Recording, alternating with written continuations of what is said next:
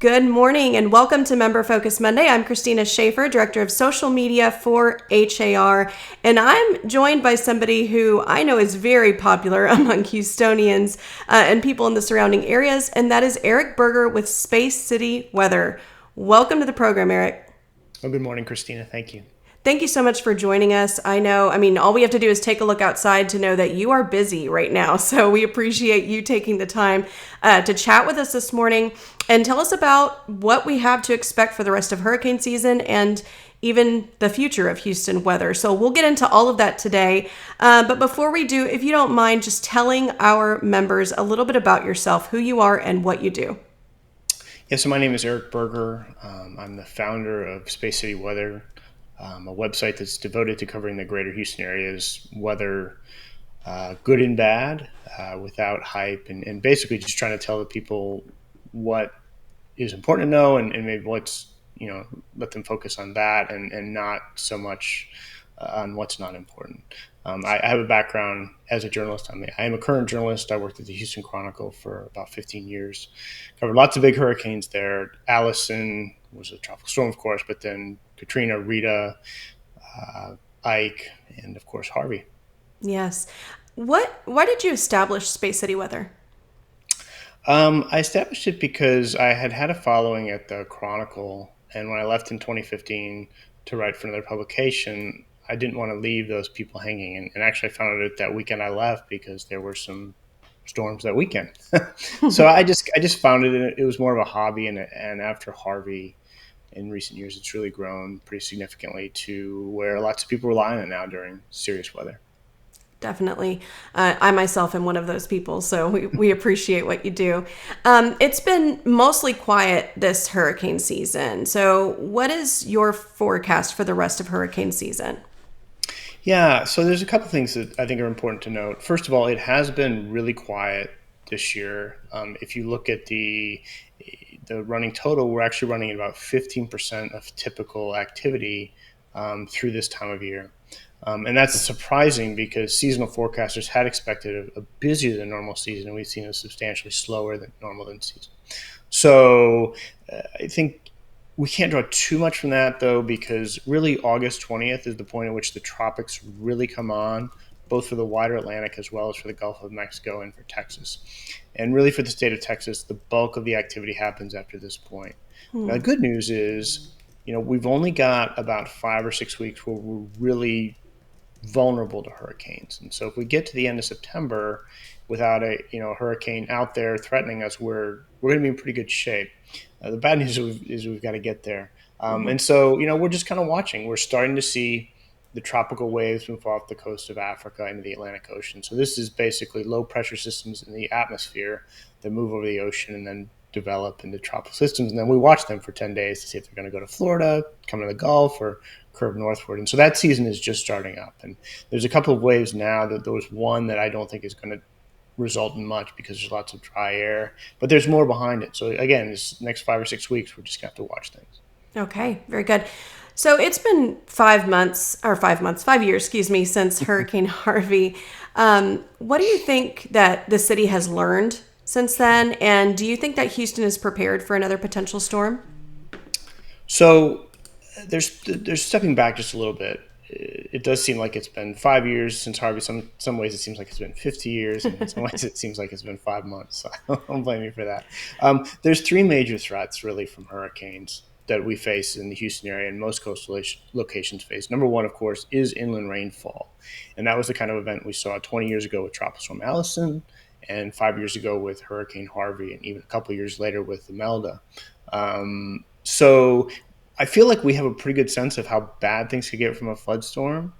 The good news is we know what to expect. The bad news is I don't think the situation is any better because we haven't seen any sort of widespread actions taken since Harvey to really ameliorate those flooding conditions. And so if we were to get another storm like Harvey, it probably would be just as bad, if not even a little bit worse than we experienced, although it would be in different parts of town. So that's the bad news. There's a little bit of good news, I think. So there's two other major threats from hurricanes. One is storm surge, and we saw that during Ike, which now is 14 years ago. But that was a major storm surge system And it does look like action is moving forward now to build a surge barrier.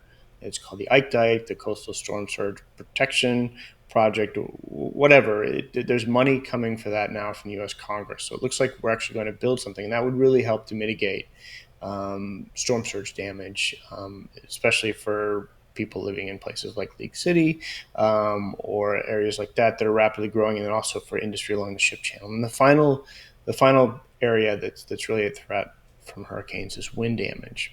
And the fact of the matter is, we really have not seen a major windstorm along the upper Texas coast in half a century. So we don't really know how the region will do. But it's if you look back to Ike, that knocked out power to some people for 2 weeks, and that was minimal Category 1 force sustained winds. And so if we were to get a larger, more powerful hurricane, I think the wind damage would be pretty catastrophic. Wow. Okay. There's always a list of things that people should do to prepare their homes. Do you think that list differs for realtors with their listings as far as maybe guiding their clients?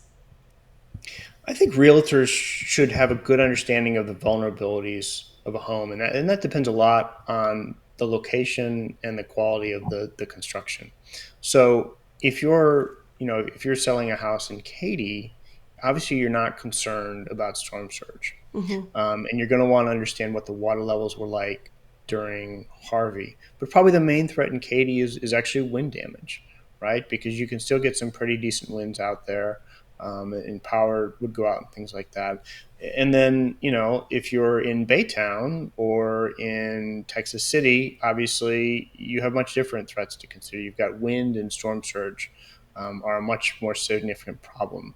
Like Mm-hmm. if you're in Galveston Island, you're not concerned really about inland rainfall, because if you get an inland rainfall event, the water just runs into Galveston Bay. But if you're much more concerned about storm surge in Galveston and wind than you would be the other factors. And so it's really about understanding the vulnerabilities. And I think, smart buyers are going to want to know the flood history of their properties. And so I think realtors should have that information and be pretty transparent with people.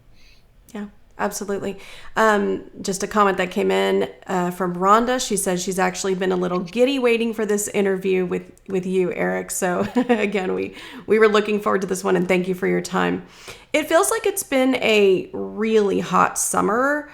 Have we turned a corner yet? Yes, I think we have actually. It's. I'm pretty optimistic looking ahead. So if you look back at the summer, it was extraordinarily hot. June and July were the hottest summers on record in the city of Houston. Period. Some of that was due to climate change, and some of that was due to the fact that the high pressure system we often see later in the summer set up very early, and so we saw almost no rain in June and July, and we just saw hot sun. In August, especially in the last week, that pattern has really shifted pretty substantially. The high pressure system is gone. We're opened up to these atmospheric disturbances, and the atmosphere is very moist. And so we've seen lots of rain last week. It was a little bit quieter this weekend, and Sunday was pretty nice. But I think we're going to sort of pick back up with showers this week. And, typically, if you think about late August, it's really oftentimes is the hottest time of the year Mm-hmm. in Houston.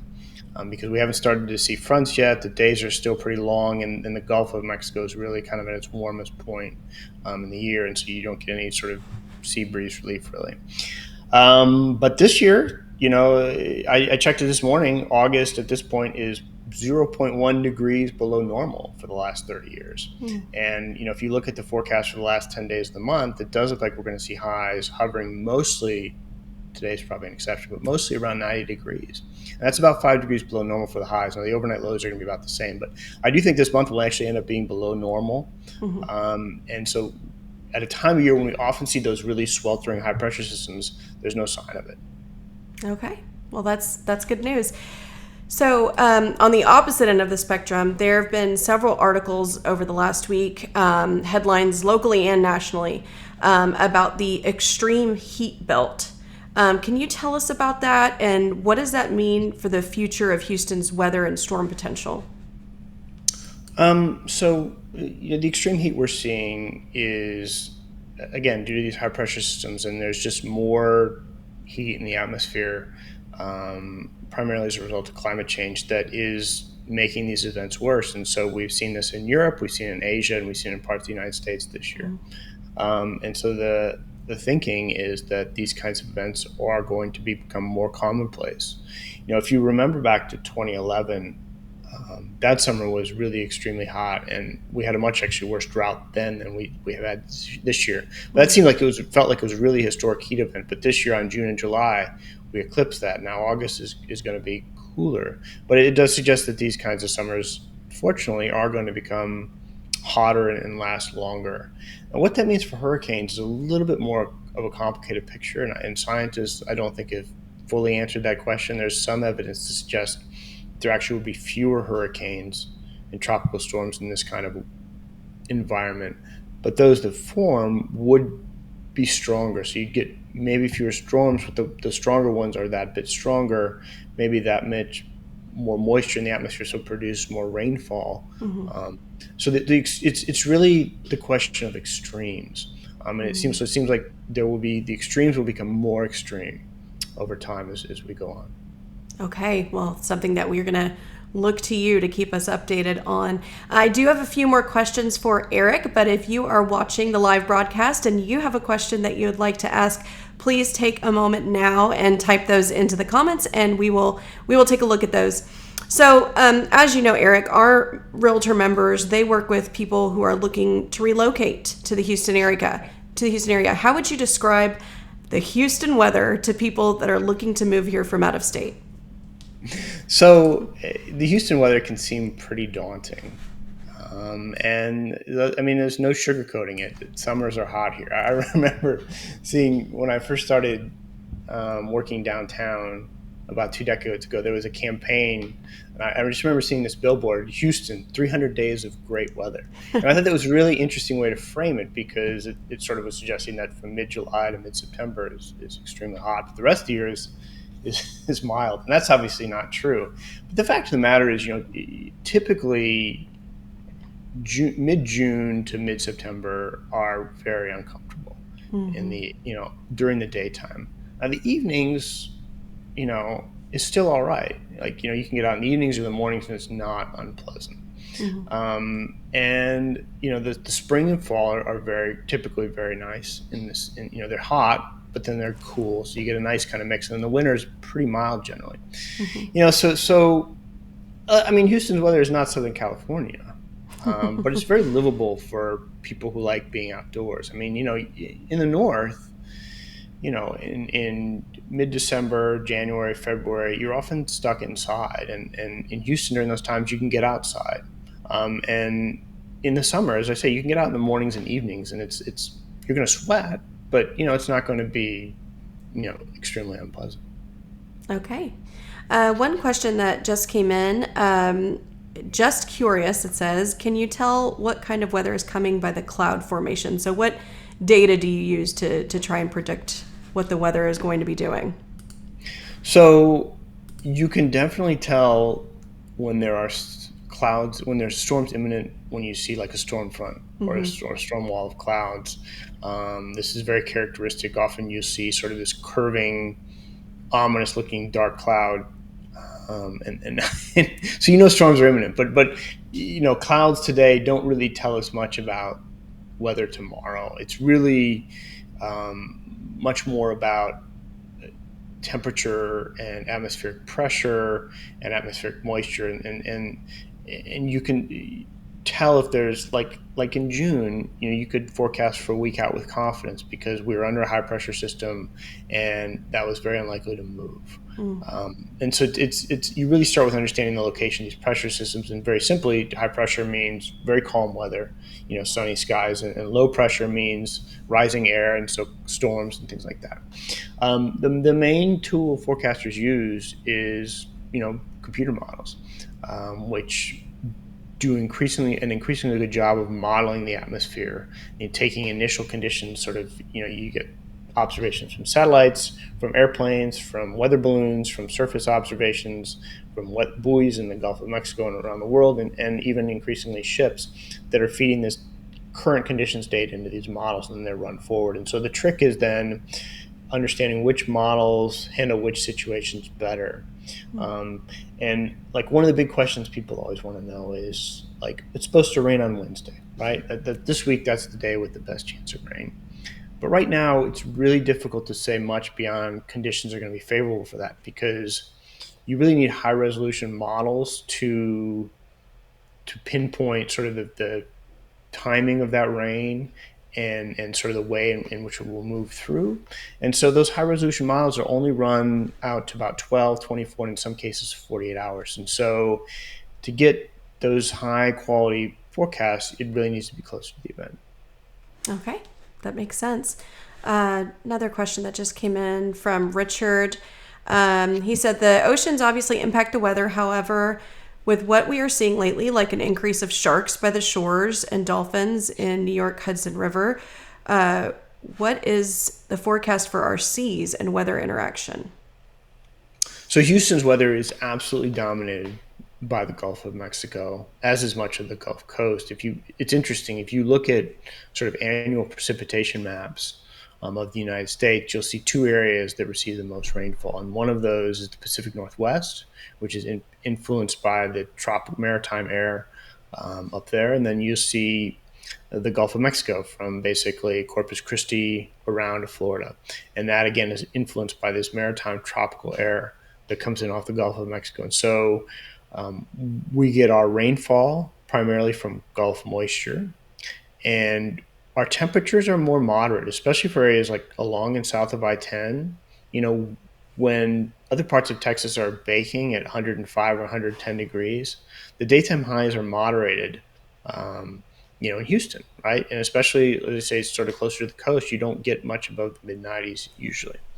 The flip side of that is at night, temperatures don't cool down because, especially Galveston Island, but even growing inland, you're influenced by the latent heat in the Gulf. And so if the Gulf is 85 or 86 degrees, you're not going to cool down much on the land. Whereas if you're in the woodlands or further inland, you will see some, more nighttime cooling because you're further away from that influence. Okay, thank you. Not seeing any other questions at this time, but we are getting close to the end. So if you have your questions for Eric, please type them in now. Eric, how can people stay up to date with your forecasts? Yeah, so I mean, we put out a daily forecast on Space City Weather 5 days a week. I work with Matt Lanza. He's my partner on the site, another meteorologist. And then when there's inclement weather, we update as often as possible. So this past weekend, we had an update on Saturday because there was still some concern, especially after Friday's activity. And during hurricanes, we'll update the site 4 or 5 times a day. But, basically, we don't write about things or publish about things unless there's something happening and we think people need to know. And so the way to keep up with us is we have our website, spacecityweather.com, which is free and available to anyone, and sponsored by Reliant. And then we have an app, again, that's entirely free, that when we have new posts, you can get a notification and open it there. We have an email newsletter. We're on Facebook and Twitter. People can find us there. So basically, it's really just trying to meet people wherever they are with the information. And like I said, we're not collecting any data from people or anything like that. It's just really about trying to help make informed decisions for homeowners. Basically, it's like, look, people have busy lives. They've got a lot of things going on. They hear about this storm in the Gulf or maybe on social media, someone talking about there's a hurricane hitting Houston in 10 days. We kind of want to be there to help people cut through the noise and find the signal when it comes to that, because people got other things to worry about than the weather. Wonderful. So what advice do you have for homeowners and residents as we are in this last, as you said, 5-6 weeks of potential storm threats? Yeah, so right now is the time to be paying attention to the tropics, because we've got these African systems we talked about earlier, tropical pressure, tropical waves. But there's also, in August and September, you get decaying fronts that move into the Gulf of Mexico and then can come back or basically spin up. A front is a low pressure system. And so if it gets out of the Gulf of Mexico where it's warm, it can start spinning and get some tropical characteristics and then come back on shore. And so we've got to worry about these homegrown systems too. And so people need to be on their toes, as I say, till about the end of September. So about 5.5, 6 weeks. And then, really understand your vulnerabilities. Like, decide now whether you would need to evacuate, right? Mm-hmm. So, as I said, I cited Katy earlier, but if you're in Katy or Cypress or the Woodlands, like, you are not at risk of a storm surge, and a tree probably is not going to fall on your house. It's not like you're not at risk from a hurricane in terms of life-threatening problems. So you probably don't need to evacuate. The old adage is run from the water, hide from the wind. But, you know, if a hurricane is coming to Houston, it is going to knock the power out for time. So how long would you be willing to sort of stay in a house without power? And so, Mm-hmm. make those decisions now. And obviously, if you're close to the coast, how vulnerable are you to storm surge, and how big is the hurricane? So understand the circumstances in which you would feel compelled to evacuate, and then know what you would need to take, pets, parents, kids, Mm-hmm. family members, and then have a plan about where you would go. And so it's just important to understand your vulnerabilities for storms, and that's, again, due to primarily location, and then have a plan for dealing with it, so that when something does form, you've taken that important first step, and you can go right into action. You're not sort of frazzled about what you should do. You should know what you need to do, and then just sort of take the steps to do it. Okay. Well, thank you so much. Is there anything else that you want to share today? The final thing I would say, Christina, is that, people get really freaked out by the weather. And I understand that. Like, if you lived through Harvey, that was like a serious, awful event that played out over several days, and was just the sound of Mm-hmm. rainfall almost was something to fear. But living on the Gulf Coast, is hurricanes are part of the climate here, and you're faced weather disasters in other parts of the country. You get blizzards in the Midwest, you get earthquakes out west. It's there's not that many places in the country that are entirely free of these kinds of natural disasters, and so you kind of need to pick your poison. And the thing I would say about hurricanes is that, while it's good to be vigilant, it's not healthy to sort of be stressed out about these systems, because it's only about every 10 or 15 years that Houston sees serious direct impacts from a Mm-hmm. hurricane. So most of the time, it's going to be just fine. So, as I say, if you have a plan and know what you do in that eventuality, then you can sort of get on with the rest of your life in July, August, and September, and not worry about things so much. Wonderful. Well, thank you again. Our members have truly enjoyed this. They say thank you for your time. Great information. This was excellent. So, Eric, I do appreciate you taking time with us in this very busy season to share this information with our members. Well, it was my pleasure. Thank you. Well, that is it for this Member Focus Monday. Next Monday, we are going to be turning the tables a little bit. We like to do this every now and again. Our PR manager, David Mendel, will actually be interviewing me about social media. So everything that you realtors need to know about social media, tune in next Monday at 9 a.m. That is it for this Member Focus Monday. Have a great week, everyone, and thank you again, Eric. Bye-bye, everyone.